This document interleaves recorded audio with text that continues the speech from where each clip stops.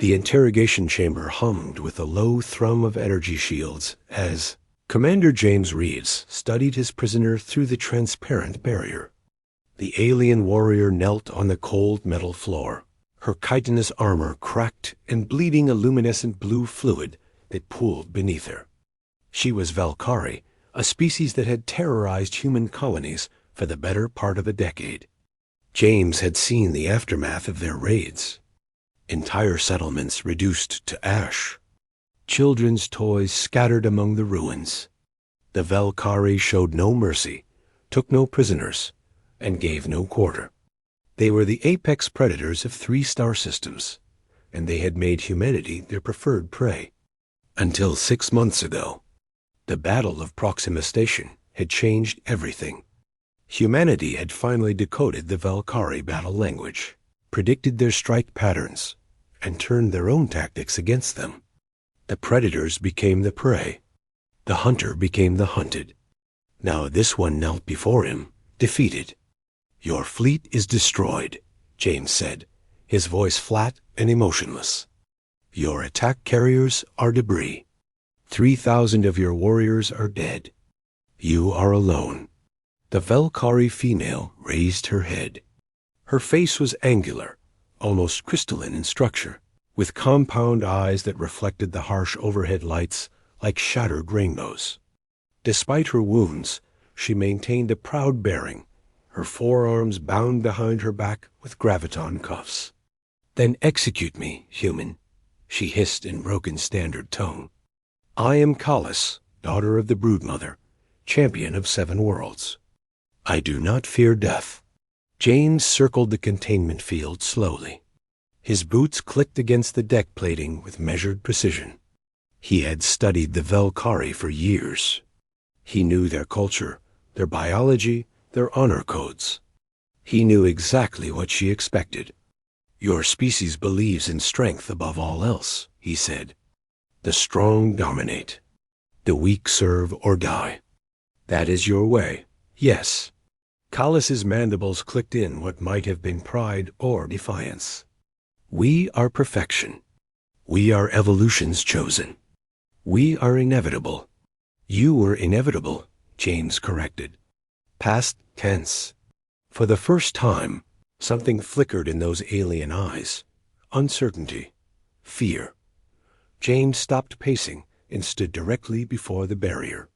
"Do you know what humanity has learned in our short time among the stars? We learned that survival is not about being the strongest.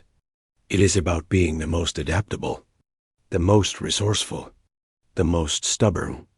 Kalis said nothing. "Your people made a mistake," James continued. "You assumed that because we avoided open warfare, we were weak. You thought our hesitation was cowardice. You were wrong." The Valkyrie warrior shifted uncomfortably. Blue blood continued to seep from the cracks in her exoskeleton. Without medical treatment, she would die within hours. Both of them knew this. "What do you want, human?" Kalis demanded. "Speak your terms or end this." "I will not beg for mercy. I do not deserve." James accessed the control panel beside him, and the containment field shimmered and dissolved. Kalis tensed, expecting an execution. Instead, James stepped inside the chamber, unarmed, and knelt to face her at eye level. "I want you to understand something," he said quietly. "Humanity does not seek revenge. We seek justice. We seek peace. But we will defend ourselves without hesitation or remorse." Kalis stared at him. This close, he could see the fine cracks spreading across her carapace like spider webs. She was dying. "Your brood mother sent you here to test our defenses," James said. "This was a probing raid, nothing more. She expected to lose ships. She did not expect to lose all of them. She certainly did not expect us to capture one of her daughters alive." Understanding dawned in those compound eyes. "You wish to use me as leverage," Kalis said. "To negotiate? No." James stood and walked to the medical station built into the chamber wall. He retrieved a standard emergency kit and returned to kneel before her again.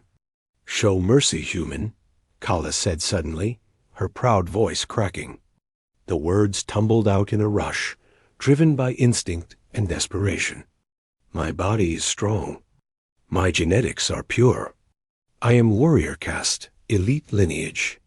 If you spare me, I can give you mighty offspring. Hybrid children to serve your empire. This is our tradition when captured by worthy enemies. My body for my life."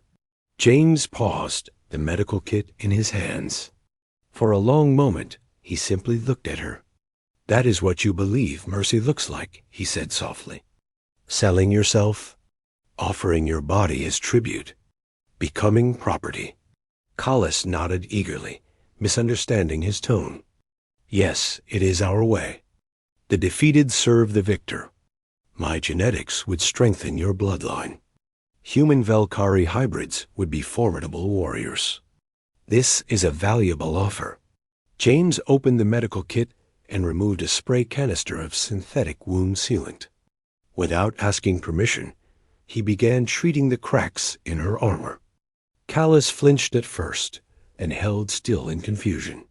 "Let me tell you what mercy looks like to humans," James said as he worked. "Mercy is treating your wounds. Mercy is giving you food and water. Mercy is allowing you to contact your people. Mercy is offering you a choice. I do not understand." "I know." James finished sealing the major wounds and sat back. The blue blood had stopped flowing. Callus would live, at least for now. "Your brood mother believes we are weak because we show compassion," James said. "She believes that mercy is a flaw to be exploited. She is wrong. Mercy is not weakness. Mercy is strength held in check. Mercy is the choice to be better than your worst impulses." He stood and deactivated the graviton cuffs. Callas's forearms dropped to her sides, free for the first time since her capture. She stared at her limbs in shock. "You are releasing me?" "I am giving you a choice," James corrected. "You can attempt to fight me and die. You can attempt to escape and be killed by security forces. Or you can listen to what I have to say and then decide what kind of future you want." Callas remained kneeling, her arms hanging uselessly at her sides. She made no move to attack. "We have studied your people extensively," James said. "We know your society is built on a rigid caste system. Warriors like you are bred and trained from hatching. You know nothing but war. You have never been given a choice about what you become." "Choice is weakness," Callus recited automatically. "The brood mother chooses for us. She is wisdom." "The brood mother is a tyrant," James said bluntly. "And you know it. You have seen how she sends her own daughters to die in pointless raids. You have watched her sacrifice entire fleets for marginal gains. You have questioned her, even if only in the silence of your own thoughts." Callas's compound eyes widened. It was as if James had reached into her mind and pulled out her deepest, most treasonous secrets. "How did you know?" "Because you are intelligent," James said simply. "And intelligence eventually leads to questions. Questions lead to doubt. Doubt leads to change." He walked to the chamber door and opened it. Beyond lay the corridor, unguarded and unobstructed. "Here is your choice, Callus, daughter of the broodmother. You can return to your people and report what happened here. Tell them that humanity is not weak. Tell them that we do not torture prisoners or demand servitude. Tell them that we offer a different path." "What path?" Callus asked, her voice barely a whisper. "Coexistence," James said. "Trade instead of war. Cooperation instead of conquest. We have much to offer each other, if your people can learn to see us as something other than prey." Callus stood slowly, testing her newly healed wounds. She looked at the open door, then at James, then at the door again. "And if I choose to leave and my people attack you again?" "Then we will defend ourselves," James said calmly. "And we will win. But I would rather win you as an ally than destroy you as an enemy." For a long moment, Callus stood frozen in indecision. Then she took one step toward the door, then another. She paused at the threshold and looked back. "You truly show mercy without demanding tribute." "Yes, this is madness." "Perhaps," James allowed. "But it is our madness. It is what makes us human." Callus studied him for a long moment, as if seeing him for the first time as something other than prey or captor.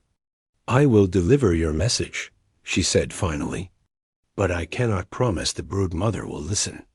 She is old and set in her ways." "Then perhaps it is time for new ways," James suggested. "And new leadership." He saw understanding flash across her alien features. Seeds planted. Questions that would grow in the darkness of her mind during the long journey home. Callus nodded once, a gesture she had learned from studying human prisoners, and walked out of the chamber. James watched her go, escorted by 2 guards who would see her safely to a shuttle. Later, his second officer, Lieutenant Morrison, asked him if he had made a mistake. If showing mercy to a warrior race was naive. If releasing valuable intelligence assets was foolish. James stood at the observation port and watched the small shuttle containing Callus disappear into the starfield. "Maybe," he admitted. "But humanity did not become who we are by being cruel. We became who we are by being better, by choosing compassion even when it is difficult, by offering mercy even when it is not deserved. That is our strength. That is what makes us dangerous." "Dangerous?" Morrison asked. James smiled grimly. "An enemy who tortures you is predictable. An enemy who kills you is simple. But an enemy who shows you mercy, who treats you with dignity, who offers you a choice when you expected only death, that enemy is terrifying. Because that enemy makes you question everything you thought you knew." Morrison